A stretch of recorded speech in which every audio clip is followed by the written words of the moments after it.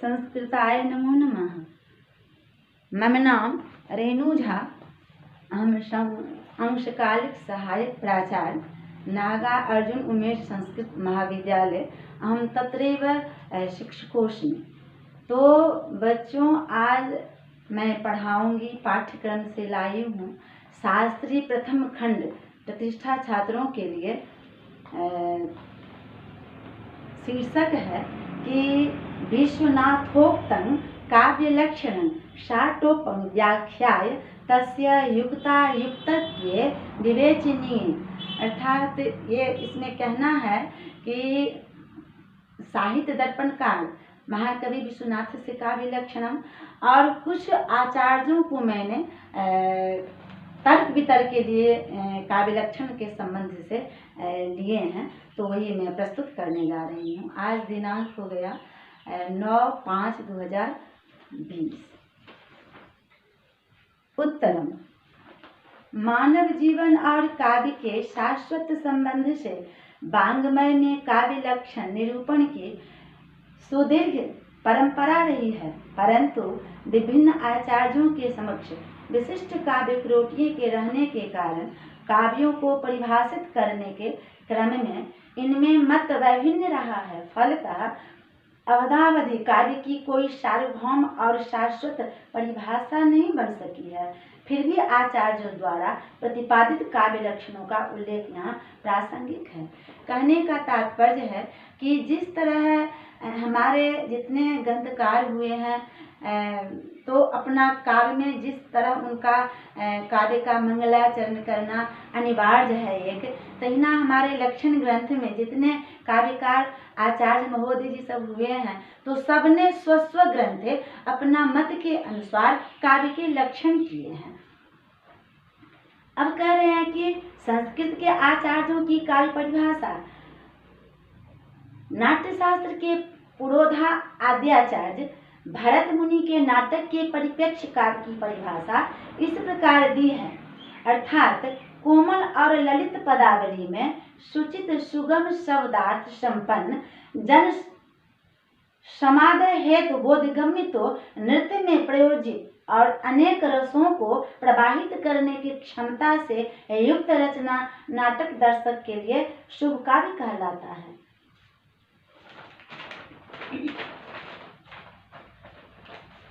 और गुण युक्त तथा अभिष्ट अर्थ संक्षेप कहा गया है।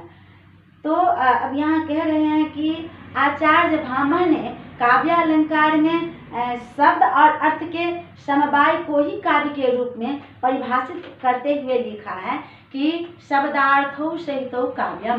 काव्यालंकार महामोह भामह आचार्य महोदय जी ने वो भी शब्द और अर्थ दोनों को अपने काव्य लक्षण में काव्य कहा है। शब्दार्थो सहितो काव्यम, अर्थात शब्द और अर्थ को ही वो भी काव्य मानते हैं।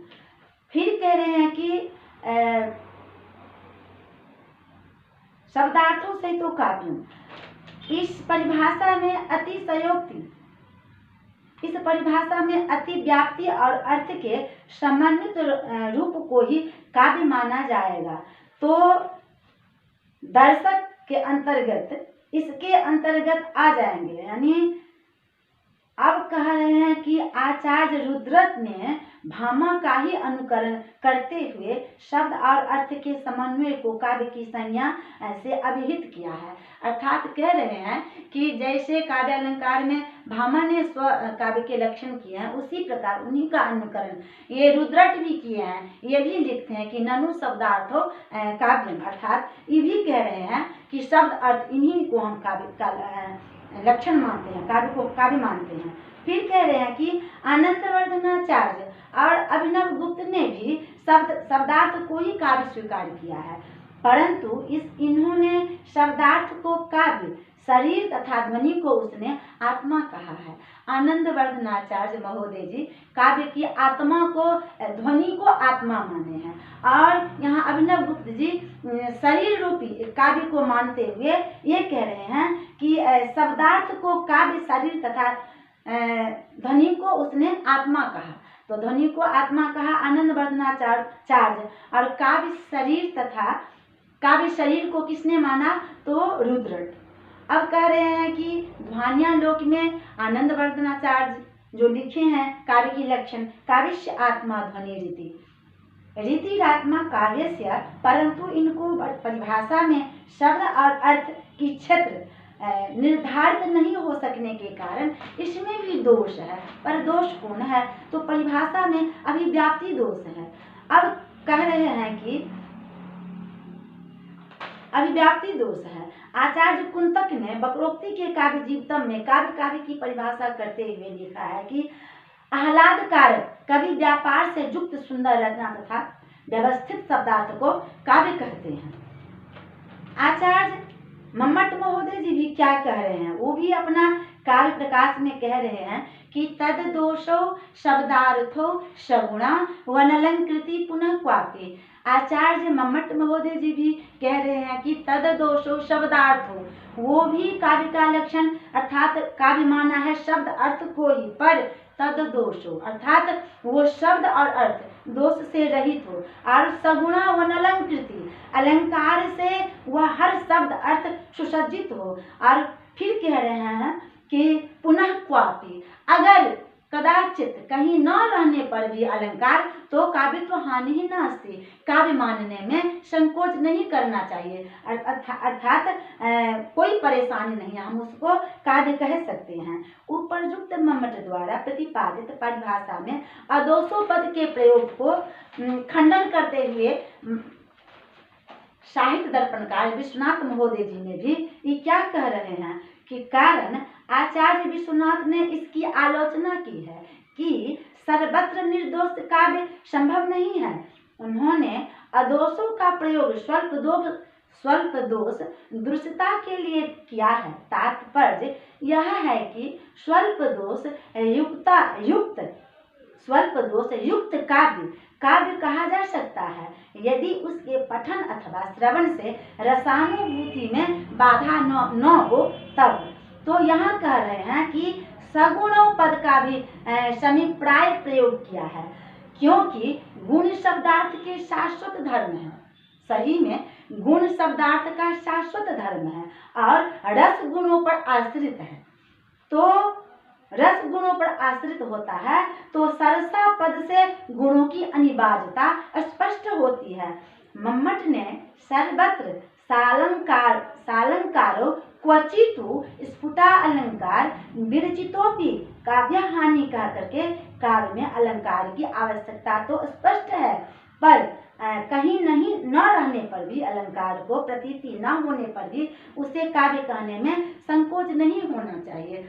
कह रहे हैं कि अलंकार तो सर्वत्र मस्ट है, सर्वत्र जरूरी है, पर अगर कहीं प्रतीति न हो तो पर भी काम चल सकता है। हम ये नहीं कहेंगे कि ये संभव नहीं है।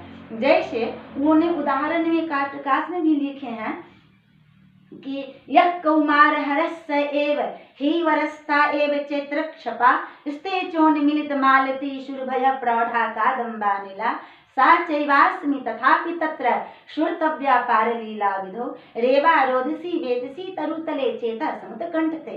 तो यहाँ पे क्या है इस श्लोक में उदाहरण स्वरूप कि इसमें अलंकार की स्फुटा अलंकार नहीं है। अब कह रहे हैं कि फिर भी आकर्षित है। कैसे? तो कह रहे हैं कि मसलन कामनी की आंख की कज्जल रेखा से भले ही स्पष्ट परिलक्षित न हो, पर उनकी कजरारी आंखें आकर्षित करती ही है।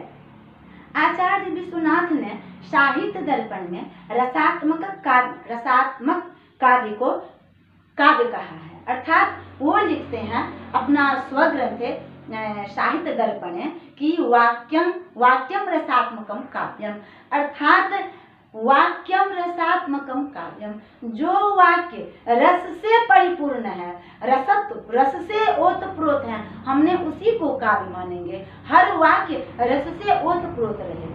इस परिभाषा पर आक्षेप किया जा सकता है, क्योंकि काव्य वाक्य सर्वत्र रसात्मक नहीं होते।